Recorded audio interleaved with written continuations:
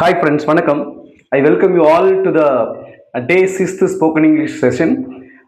In this video, I am going to teach you some useful prepositions. நான் prepositions இல்லாமல் வந்துட்டு நம்ம sentence make பண்ணுறதுக்கு கஷ்டமாக இருக்கும். ஓகேங்களா? அது ரொம்ப அடிப்படையான ஒன்று. அடிப்படையான தேவைகளில் அதுவும் ஒன்று. சரிங்களா? அது மட்டுமே அடிப்படையில். சரி, கவனிங்க.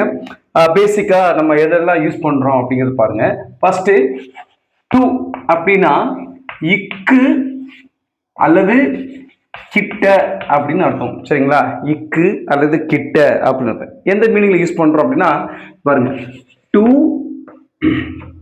மார்க்கெட் அப்படின்னா மார்க்கெட்டிற்கு அப்படின்னு நம்ம சொல்றோம். மார்க்கெட்டிற்கு, டு பஸ் ஸ்டாண்டுக்கு அப்படின்னு சொல்றோம் இல்லையா?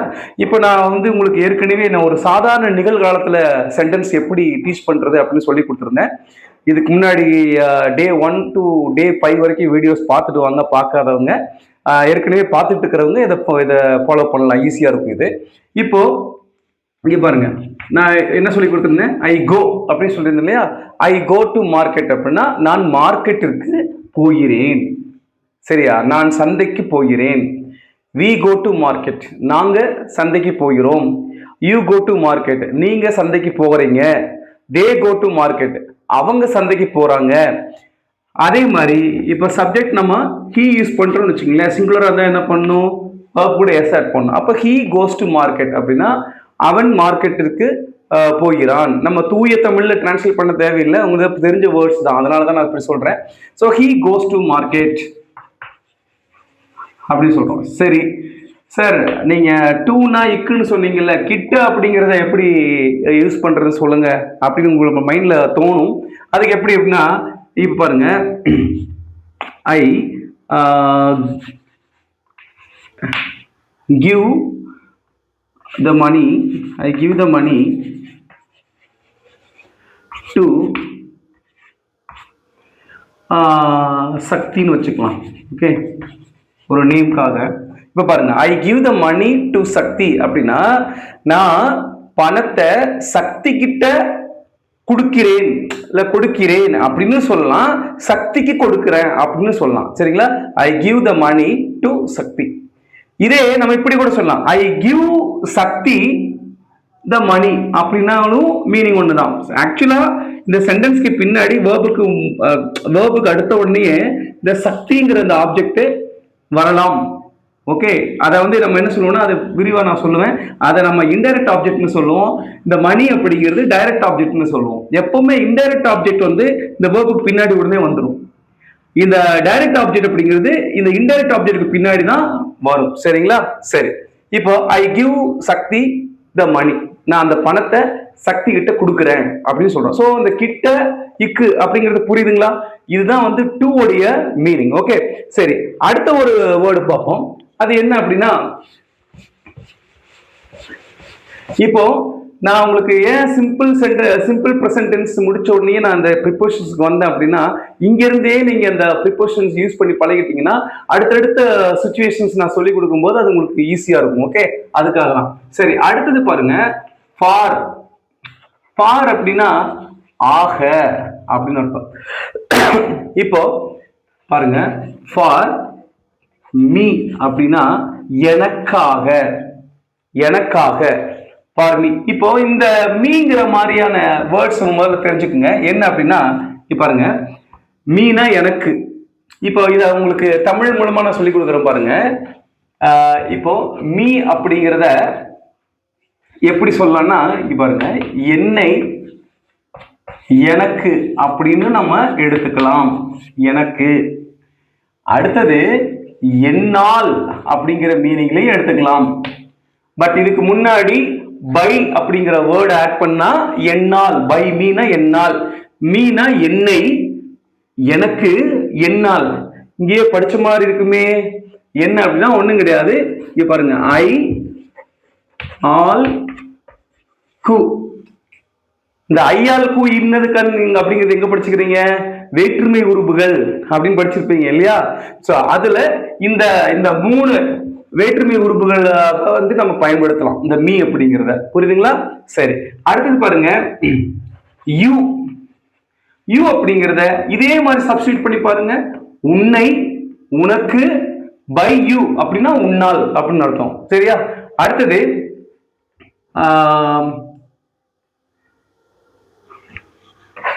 அஸ் எடுத்துக்கலாம். அஸ் அஸ் அப்படின்னா எங்களை அப்படின்னு அர்த்தம். பாருங்க, எங்களை, எங்களுக்கு, எங்களால், இதை சப்ஸ்டிட் பண்ணலாம் அப்படியே அஸ் அப்படிங்கிறது. அதே மாதிரி தெம், தெம் அப்படின்னா அவர்களை, அவர்களுக்கு, அவர்களால் அப்படின்னு அர்த்தம். ஓகே. அதே மாதிரி இப்போ ஹிம் அப்படின்னா அவனை, அவனுக்கு, அவனால், இந்த மாதிரி யூஸ் பண்ணலாம். அதே மாதிரி ஹர் அப்படின்னா அவளை, அவளுக்கு, அவளால். ஸோ இந்த 3 விதமா நம்ம பயன்படுத்தலாம். ஓகே. இப்போ சென்டென்ஸ்ல எப்படி அதை யூஸ் பண்றோம்னு பாருங்க. இப்போ என்ன, எனக்கு, என்னன்னு சொன்னேன் இல்லையா? இப்போ இங்க பாருங்க, ஹி அவன் கூப்பிடுகிறான், ஹி கால்ஸ் மீ அப்படின்னா அவன் என்னை கூப்பிடுகிறான், ஹி கால்ஸ் மீ. சிம்பிள் பிரசன்ட்ல தான் சொல்லி கொடுத்துட்டு இருக்கேன். ஹி கால்ஸ் மீ என்னை. இப்போ எனக்கு அப்படின்னு சொல்லும் பொழுது இங்க பாருங்க, ஹி gives மீன்னு சொல்லும் பொழுது அவன் எனக்கு கொடுக்கிறான் அப்படின்னு அர்த்தம். சோ இங்க நாம யூஸ் பண்ணக்கூடிய வினைச்சொல் இருக்கு இல்லையா, அதை பொறுத்து நம்ம அந்த தமிழ்ல டிரான்ஸ்லேட் பண்ணிக்கலாம். ஓகே. he gives me.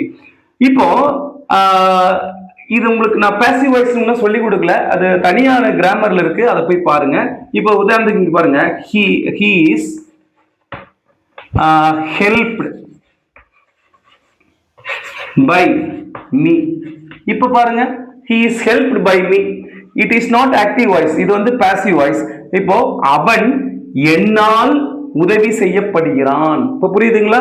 அப்ப இந்த மீ அப்படிங்கிறத என்னை, என்னால், எனக்கு அப்படிங்கிற 3 விதமா பயன்படுத்தலாம். அதே மாதிரி இப்ப பாருங்க, மீ யூஸ் பண்ணுமா? இப்ப யூ பாருங்க, யூ எடுத்துக்கலாம். இப்ப பாருங்க, ஐ கிவ் யூ, நான் உனக்கு கொடுக்கிறேன், நான் உனக்கு கொடுக்கிறேன். ஓரளவுக்கு இங்கிலீஷ் தெரிஞ்சவங்களுக்கு இந்த கிளாஸ்லாம் ரொம்ப சிம்பிளா தெரியும். ஒரு சிஸ்டர் கேட்டிருந்தாங்க, என்னன்னா சார் இங்கிலீஷ்னா சுத்தமாவே தெரியாதவங்களுக்கு நடத்துற மாதிரி நடத்துங்க அப்படின்னு சொன்னாங்க. அப்படி நடத்துறது தான் நல்லது, ஏன்னா எல்லாத்துக்குமே எல்லாமே தெரிஞ்சிருக்காது. ஸோ இப்படி போறது நல்லதுன்னு எனக்கு தோணுது. ஸோ அவங்களுக்கு ரொம்ப, இந்த மாதிரியான பீப்புள் நிறைய பேர் இருக்காங்க, அவங்களுக்கு கண்டிப்பா இது ஒரு யூஸ்ஃபுல்லா இருக்கும் இல்லையா? அதனாலதான் அந்த மாதிரி சொல்லி கொடுக்குறேன். கவனிங்க, நல்லா இங்கிலீஷ் தெரிஞ்சவங்களா இருந்தாலும் கவனிங்க. ஏன்னா வந்து art is long, life is short இல்லையா? கட்டுறது கையளவு, கல்லாதது உலகளவு. நம்மளுக்கு தெரிஞ்சு இதுல அசால்ட் ரொம்ப இதா நினைப்போம், நான் அசால்ட்டா நினைப்போம் இல்லையா? ஒரு இதெல்லாம் ஒரு இதா அப்படிங்கிற மாதிரி நினைப்போம். ஆனா அதுதான் நம்மளுக்கு குழப்பம், எக்ஸாம் டைம்ல குழப்பம். நான் சொல்லி கொடுக்கறது உங்களுக்கு வந்துட்டு வெறும் கம்யூனிகேஷனுக்கு மட்டும் ஹெல்ப் பண்ணாது, உங்களுக்கு ஒரு காம்படிட்டிவ் எக்ஸாம் நீங்க ப்ரிப்பேர் பண்ற மாதிரி இருந்தாலும் அதுக்கும் ஹெல்ப்ஃபுல்லா இருக்கும். நல்லா கவனிங்க. ஐ கிவ் யூ, நான் உனக்கு கொடுக்கிறேன் அப்படின்னு சொல்லலாம். இப்போ ஐ call you, I call you, நான் உன்னை கூப்பிடுகிறேன். இப்ப பாத்தீங்களா, உனக்கு கொடுக்கிறேன், இங்க நான் உன்னை கூப்பிடுகிறேன் அப்படின்னு இருக்கு. இப்போ இதே பாருங்க, ஐ எம்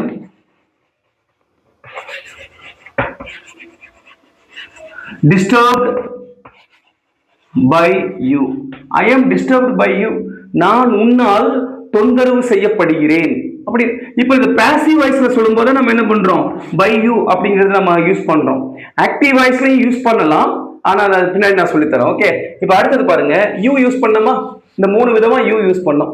இப்போ அஸ், அஸ்னா எங்களை, எங்களால், எங்களுக்கு அப்படின்னு அர்த்தம். இப்போ தே, இங்க பாருங்க, தே சரி help us, they help us அப்படின்னா அவர்கள் எங்களுக்கு உதவி செய்கிறார்கள், எங்களுக்கு அப்படிங்கிற மீனிங் வருதா? இதே மாதிரி இப்போ தே காலஸ், தே காலஸ் அப்படின்னா அவர்கள் எங்களை அழைக்கிறார்கள், கூப்பிடுகிறார்கள் அப்படிங்கிற மீனிங். இதே மாதிரி தே, இங்க பாருங்க, அதே சென்டென்ஸ் நான் வந்து யூஸ் பண்றேன். They are help by us, they are helped by us அப்படின்றது அவர்கள் எங்களால் உதவி செய்யப்படுகிறார்கள். சோ எங்களை, எங்களுக்கு அந்த மாதிரி ஓகே, இந்த 3 விதமா பயன்படுத்தலாம். அடுத்தது பாருங்க தெம். தெம்னா அவர்களை அப்படின்னு யூஸ் பண்ணலாம், அவர்களை, அவர்களால், அவர்களுக்கு அப்படி யூஸ் பண்ணலாம். இப்ப பாருங்க we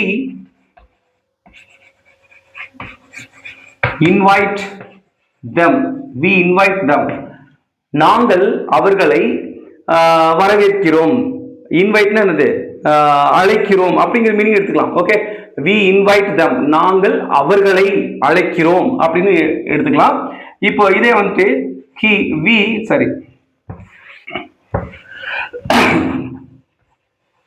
we give them. Okay, we give them அப்படின்னா நாங்கள் அவர்களுக்கு கொடுக்கிறோம். இங்க நாங்கள் அவர்களை அழைக்கிறோம், இங்க நாங்கள் அவர்களுக்கு கொடுக்கிறோம். இப்ப புரியுது உங்களுக்குலாம், அவர்களை அவர்களுக்கு அப்படின்னு. இதே வந்து பார்த்தோம்னா ஃபார் எக்ஸாம்பிள் நான் சொன்னேன் we are invited by them அப்படின்னு, நாங்கள் அவர்களால் அழைக்கப்படுகிறோம் அப்படின்னு மாத்திரம். ஓகே, சோ அடுத்தது பாருங்க ஹிம். ஹிம்னா அவனை, அவனுக்கு, அவனால் யூஸ் பண்ணலாம். இதே மாதிரிதான் சரிங்களா. we invite him, நாங்கள் அவரை அழைக்கிறோம். we give him அப்படின்னா நாங்கள் அவருக்கு கொடுக்கிறோம், அவருக்கு அல்லது அவனுக்கு. ஓகே, அடுத்தது அதே மாதிரி ஹெர் அப்படின்னா அவளை, அவளுக்கு, அவளை. சோ இப்போ நீங்க இதை வந்து லேர்ன் பண்ணிட்டீங்க, நல்லா பிராக்டிஸ் ஆயிடுச்சு. ஓகே, சோ இதே மாதிரி உங்களுக்கு பொசசிவ் ப்ரோனவுன்ஸ் அல்லது பொசசிவ் அட்ஜெக்டிவ்ஸ் சொல்லுவோம். அது என்னன்னா இப்போ இதை தெரிஞ்சுக்கிட்டோம்னா நல்லது. இப்போ மை அப்படின்னா என்னுடைய அப்படின்னு அர்த்தம். ஓகே, என்னுடைய, மை, என்னுடைய. It is my shirt, it is my pen, இது என்னுடைய பேனா, இது என்னுடைய ஷர்ட். இப்போ நான் ரெக்கார்ட் பண்றதுக்கு யூஸ் பண்ணிட்டு இருக்கேன் இல்லையா, ரெக்கார்ட் பண்றதுக்கு அது phone, it is my phone. அந்த மாதிரி மைனா என்னுடைய. ஓகே, அடுத்தது பாருங்க யுவர். யுவர்னா உன்னுடைய. ஓகேங்களா, உன்னுடைய. இத நம்ம உன்னுடையன்னு சொல்லலாம், உங்களுடையன்னு சொல்லலாம். ஒருத்தர் ஒரே ஒரு சிங்கிள் பர்சனை பார்த்து நம்ம சொல்லும் போது உன்னுடையன்னு நம்ம எடுத்துக்கணும். ப்ளூரல் சொல்லும் பொழுது உங்களுடையன்னு எடுத்துக்கணும். ஓகே, இப்போ தமிழ்ல நம்ம சொல்லுவோம், ஒருத்தரை பார்த்துட்டு நம்மளோட ஏஜ்ல சீனியர், அவரை பார்த்துட்டு உன்னுடைய நடவடிக்கை எனக்கு பிடிக்கல அப்படின்னு சொன்னோம்னா அவருக்கு கோபம் வந்துடும் இல்லையா. தமிழ்ல தான் நம்ம என்ன பண்றோம், மரியாதை நிமித்தமா நீங்க, வாங்க, போங்கன்னு பேசுறோம். ஆனா இங்கிலீஷ்ல அப்படி எல்லாம் கிடையாது. ஓகே, சரி, அடுத்தது பாருங்க யுவர். அடுத்தது அவர். அவர் அப்படின்னா இப்ப இந்த யுவருக்கு ஒரு சென்டென்ஸ் பாருங்க. இட் இஸ் யுவர் ஹவுஸ், இது உன்னுடைய வீடு. he is your friend, அவன் உன்னுடைய நண்பன். she is your friend, அவள் உன்னுடைய தோழி அப்படின்னு நம்ம சொல்றோம்.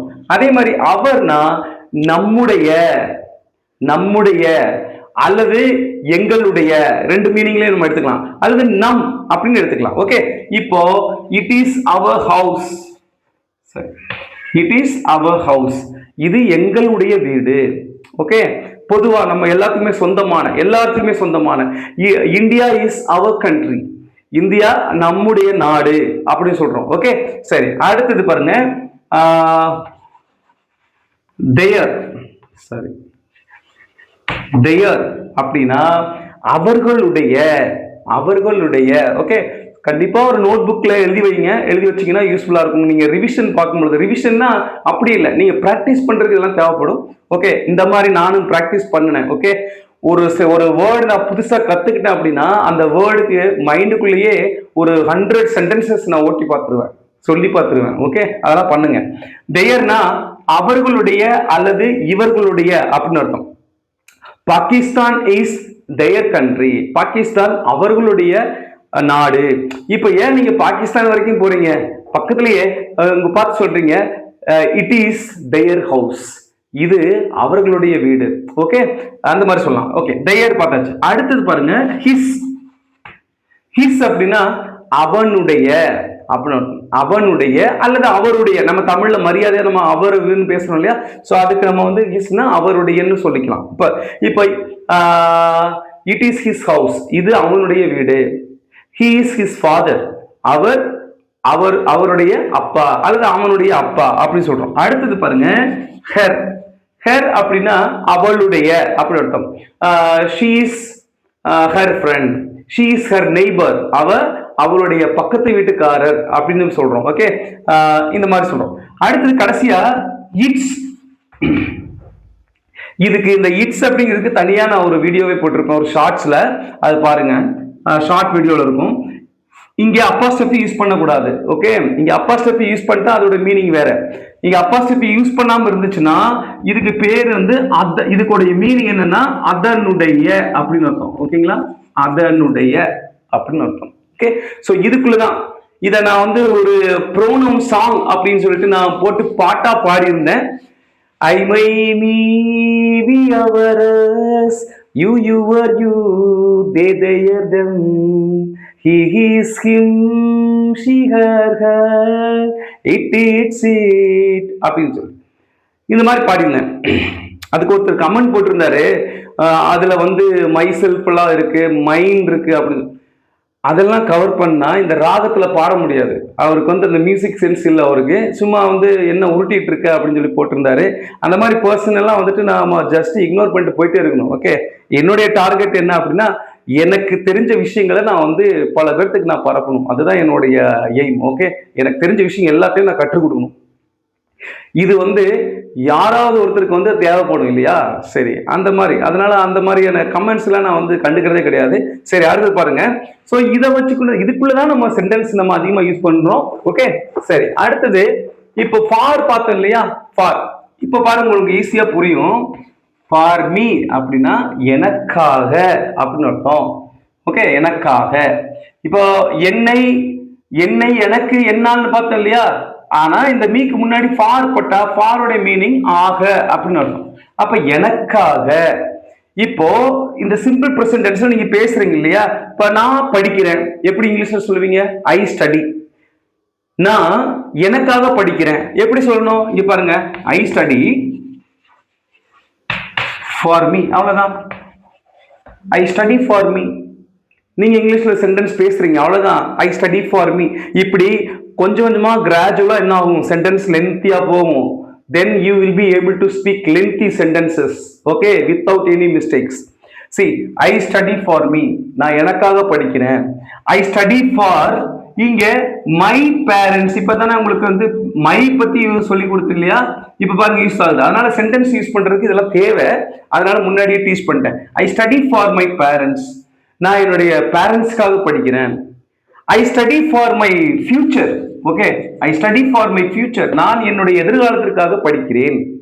புரியுதா? சரி, இப்போ for me, இந்த for me மாதிரி வேற எல்லாமே யூஸ் பண்ணி பார்க்கலாம். Okay, for me, for us, எங்களுக்காக, இல்ல நமக்காக. Okay, we study for us, நாம நமக்காக படிக்கிறோம். ஓகே, இப்ப நம்ம எல்லாத்தையுமே நம்மளுடைய பக்கத்துல வச்சுக்கிட்டு நம்ம சொல்லும் பொழுது நாம நமக்காக படிக்கிறோம் அப்படின்னு சொல்றோம் இல்லையா? சோ அங்க நம்ம அப்படி சென்டென்ஸ் யூஸ் பண்ணலாம். For us. அடுத்தது ஃபார் யூ, உனக்காக. உனக்காக, எல்லாம் உனக்காக, இந்த உடலும் உயிர் முட்டி இருப்பது உனக்காக. ஃபார் யூ அப்படின்னு இப்ப I work, I earn for you, நான் உனக்காக சம்பாதிக்கிறேன், நான் உனக்காக உழைக்கிறேன். ஐ ஒர்க் ஃபார் யூ, உனக்காக நான் உழைக்கிறேன். ஒரு அப்பா பையனை பார்த்து சொல்றாரு, I work hard for you, நான் உனக்காக கடினமாக உழைக்கிறேன். ஓகே, ஐ ஒர்க், இங்க பாருங்க, ஐ ஒர்க் ஃபார் யூ, நான் உனக்காக உழைக்கிறேன் அப்படின்னு. அப்ப ஃபார் யூ பார்த்தோம் இல்லையா? அதே மாதிரி ஃபார் தெம், அவர்களுக்காக, அவர்களுக்காக. they work for them, they work for them அப்படின்னா அவங்களுக்காக உழைக்கிறாங்க. ஓகே, இப்போ they come for them, அவங்களுக்காக வர்றாங்க இல்லையா? நமக்காக வரல, அவங்களுக்காக வர்றாங்க. they study hard for them, அவங்களுக்காக கடினமாக படிக்கிறார்கள். ஓகே, சரி, அடுத்தது him பாருங்க. him அப்படின்னா for him அப்படின்னா அவனுக்காக, அவனுக்காக. இப்ப பாருங்க, நான் கோ தேர். ஓகே, ஹியர் தேர்னா உங்களுக்கு தெரியும் இல்லையா? தேர்னா அங்கே, ஹியர்னா இங்கே. ஐ கோ தேர், நான் அங்க போறேன். யாருக்காக? ஃபார் ஹிம், அவனுக்காக. நான் அவனுக்காக அங்கே போகிறேன். நான் அவனுக்காக அங்கே போகிறேன். ஓகே, சோ அடுத்தது இங்க பாருங்க, ஹேர். ஹேர்னா என்னது? அவளுடைய, அவளை, அவளுக்கு, அவளால் நம்ம யூஸ் பண்றோம் இல்லையா? அதே ஹேருக்கு முன்னாடி ஃபார் போட்டோம்னா அவளுக்காக. ஓகே, வேற என்ன சொல்லலாம்? இதான் சொன்னேன், ஐ கோ தேர் ஃபார் ஹேர், நான் அவளுக்காக அங்க போறேன். உங்களுக்கு ஒரு இடத்துக்கு போறதுக்கு பிடிக்கல, பட் ஒரு ஒரு உங்களுக்கு வேண்டப்பட்டவங்க வந்து உங்களை கூப்பிட்டு இருக்காங்க. ஓகே, அங்க போறதுக்கு விருப்பம் இல்லாட்டியும் கூட நீங்க அங்க போறீங்க. யாருக்காக? அவங்க உங்களை இன்வைட் பண்ணிக்கிறாங்க. அப்படி சொல்லும் பொழுது நம்ம இந்த சென்டென்ஸ் யூஸ் பண்ணலாம். நான் அவளுக்காக போறேன், நான் அவனுக்காக போறேன் அப்படின்னு நம்ம யூஸ் பண்ணலாம். ஓகே, சரி. இதே மாதிரி சப்போஸ் நேம் இருந்து வச்சுக்கோங்களேன். இப்ப பாருங்க, இதெல்லாம் வந்து ப்ரோனவுன்ஸ். சப்போஸ் நேம் இருந்ததுன்னா ஃபார் ரவி, ரவிக்காக. ஃபார் கவிதா, கவிதாவுக்காக. ஓகே, ஃபார் சுரேஷ், சுரேஷுக்காக. இப்படி நம்ம இந்த ஃபார் நம்ம யூஸ் பண்றோம். ஓகே, சோ இப்போ இந்த ஃபார் யூஸ் பண்ணி சென்டென்ஸ் மேக் பண்ணி பாருங்க. ஓகே, அடுத்தது இப்போ இந்த ஃபார்வே நம்ம வேற எந்த மாதிரி யூஸ் பண்றோம்னு பாருங்க. இப்போ இதுக்கு பின்னாடி ஒரு ஒரு பிரசன்ட் வேர்ப் கூட ஐஎன்ஜி யூஸ் பண்ணி நம்ம யூஸ் பண்ணலாம். இப்போ பாருங்க, ஃபார் ட்ரிங்க் இருக்கா? இந்த எப்பவுமே இந்த ஃபாருக்கு பின்னாடி இந்த மெயின் வேர்ப் யூஸ் பண்ணோம்னா அதுக்கு பின்னாடி ஐஎன்ஜி யூஸ் பண்ணணும். ஓகே, ஃபார் ட்ரிங்கிங், குடிப்பதற்காக. ஓகே, குடிப்பதற்காக. இப்போ வந்து நிறைய செய்தித்தாள்கள் எல்லாம் வருது. ஒரு பேரை வந்து அவனுடைய பாட்டி கிட்ட பணம் கேட்கறான். எதுக்கு? குடிக்கிறதுக்காக. டாஸ்மாக் போய் குடிக்கிறதுக்காக. அப்போ ஹி, இங்க பாருங்க, ஹி ஆஸ்க்ஸ் மணி, அவன் கேட்கிறான். Asks money for drinking. Okay, for drinking, அவன் குடிப்பதற்காக பணம் கேட்கிறான். இப்ப ஆஸ்க்ஸ்னா கேட்கிறது இல்லையா? கேட்கறதுன்னா வாயில நம்ம வந்து கேட்கறது, காதுல கேட்கிறோம் இல்லையா? அதுக்கு பேர் என்ன? அதுக்கு என்ன வேர்ட்னா ஹியர். ஓகே, ஹியர் அது வேற. வாயால கேட்கறதுக்கு வந்து ask. Okay, he asks money for drinking. Okay, இப்போ இது கூட நம்ம வந்து இன்சர்ட் பண்ணலாம். இங்க பாருங்க, he asks அவனுடைய பாட்டி. எப்படி சொல்லணும்? his grandmother. இப்போ அந்த his நான் இப்ப சொல்லி கொடுத்தேன்ல, அந்த his யூஸ் பண்ணலாம். he asks his grandmother money for drinking என்ன ஆல்கஹால் அப்படி கூட நம்ம எடுத்துக்கலாம். ஓகே, சோ இந்த மாதிரி யூஸ் பண்ணோம். ஃபாருக்கு பின்னாடி வந்து யூஸ் பண்றோம். ஓகே, அடுத்தது ஃபாருக்கு அடுத்தது பாத்தீங்கன்னா about. ஓகே, about அப்படின்னா பற்றி அப்படின்னு அர்த்தம். ஓகே, பற்றி. இன்னொரு மீனிங் இருக்கு, சுமார் அப்படின்னு ஒரு அர்த்தம் இருக்கு. சுமார், சுமார் மூஞ்சி குமார் அப்படிங்கிற மாதிரி ஒரு மீனிங் இருக்கு. முதல்ல பற்றி அப்படிங்கிறத பார்த்துருவோம். இப்போ about him பாருங்க, about him, அவனை பற்றி, அவனை பற்றி. இப்போ நீங்க சொல்லுங்க, உங்களுக்கு நல்லா தெரியும். அந்த ப்ரீவியஸ் 5 வீடியோஸ் நல்லா பார்த்துட்டு வாங்க. அப்பதான் இந்த கிளாஸ் கொஞ்சம் நல்லா இருக்கும், ஈஸியா இருக்கும். You can enjoy. இப்போ பாருங்க, ஐ நோ. ஐ நோனா எனக்கு தெரியும், எனக்கு தெரியும். எதை பத்தி தெரியும்? யாரை பத்தி தெரியும்?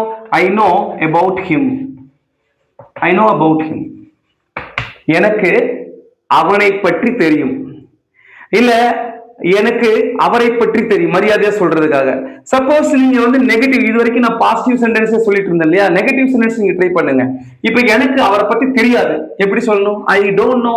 இந்த நோவில் இருக்கக்கூடிய ஆக்சிலரி வெர்ப் என்ன? டு இல்லையா? இந்த நோவில் இருக்கக்கூடிய ஆக்சிலரி வெர்ப் என்னது? டு. அந்த டூவை ஸ்பிளிட் பண்ணி அது கூட நாட் ஆட் பண்ணிட்டு இங்கே அந்த V1 verb அப்படியே யூஸ் பண்றீங்க. ஐ don't know about him. I don't know about him. எனக்கு அவரை பத்தி தெரியாது. இப்போ இந்த ஹிம்முக்கு பதிலா நீங்க என்ன வேணா போட்டுக்கலாம், யூஸ் பண்ணிக்கலாம். Okay, I know about this. I don't know about this. எனக்கு இதை பத்தி தெரியாது. I don't know about that. எனக்கு அதை பத்தி தெரியாது. இது கூட இதோ தெரிஞ்சுக்குங்க. திஸ்னா இது, இது அல்லது இந்த. தட்னா அது அல்லது அந்த, அது அல்லது அந்த. அப்போ ஐ don't know about this, I don't know about this அப்படின்னா எனக்கு இதை பத்தி தெரியாது. I don't know about that, எனக்கு அதை பத்தி தெரியாது. I don't know about my uncle, என்னுடைய மாமா பத்தி எனக்கு தெரியாது. I don't know about Rajinikanth, எனக்கு ரஜினிகாந்தை பத்தி தெரியாது. புரியுங்களா? ஐ don't know about the rules, எனக்கு ரூல்ஸ் பத்தி தெரியாது. ஐ டோன்ட் நோ த ரூல்ஸ்னா எனக்கு ரூல்ஸ் தெரியாது. I don't know about the ரூல்ஸ்னா எனக்கு ரூல்ஸ் பற்றி தெரியாது. ஓகே, ஸோ அபவுட்னா பற்றி. இப்போ மேட்ருக்கு வருவோம். சுமார்னு எப்படி சார் யூஸ் பண்றோம்? பற்றின்னு பார்த்தாச்சு. ஓகே, இப்போ சுமார் அப்படிங்கிறத எப்படி யூஸ் பண்றோம்னா பாருங்க, இப்போ உதாரணத்துக்கு வந்து இப்போ சுமார் 8 கிலோமீட்டர் நான் நடந்தேன், இல்ல 8 கிலோமீட்டர் நடக்கிறேன். இப்போ நான் பிரசன்ட்ல சொல்றேன். இப்போ he walks about 8 kilometers every day. Sir everyday சேர்த்து எழுதக்கூடாது. ஓகே, பிரிச்சு தான் எழுதணும். இதுக்கும் நான் வந்து ஒரு வீடியோ தனியா நான் சொல்லி கொடுத்துருக்கேன். Okay, everyday he walks about 8 kilometers every day. சரி, 8 kilometers ரொம்ப தூரம் சார். ஓகே சார், 4 kilometers போட்டுக்கலாமா? he walks about 4 kilometers. ஏன் இங்க வந்து நான் எவ்ரிடே இருக்கு பாத்தீங்களா? இதுதான் கீவேர்டு. இது சிம்பிள் பிரசன்ட் டென்ஸ் அப்படிங்கிறதுக்கு கீவேர்டு அதுதான். அப்ப இங்க என்ன பண்ணணும்? சிம்பிள் பிரசன்ட்ல தான் எழுதணும். எவ்ரிடே இருந்துச்சுன்னா சிம்பிள் பிரசன்ட் தான் யூஸ் பண்ணணும், பேசினாலும் சரி எழுதினாலும் சரி.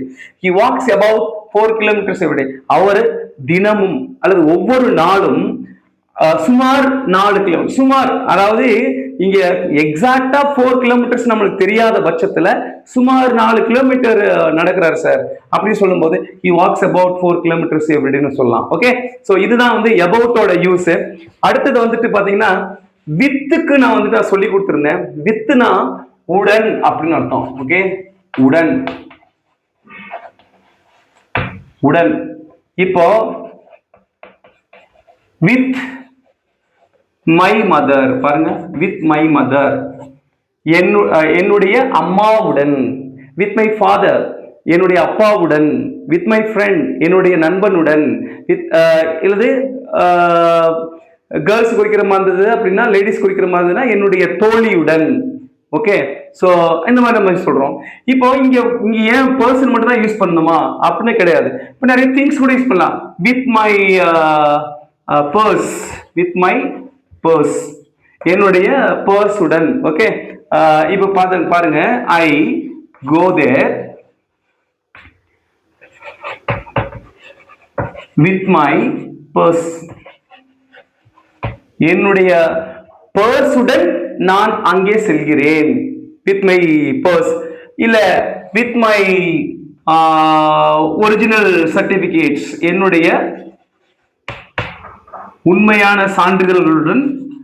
ஓகே, உண்மையான சான்றிதழ்களுடன் நான் அங்கே செல்கிறேன். I go there with my original certificates.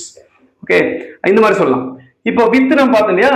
இப்போ வித்தவுட், இதுக்கு நேர் வித்னா உடன், வித்தவுட் அப்படின்னா இல்லாமல் அப்படின்னு அர்த்தம். ஓகே, வித்தவுட்னா இல்லாமல்.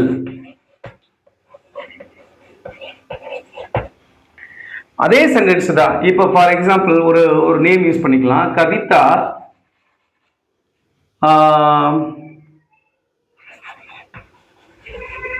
comes here. Kavitha comes here.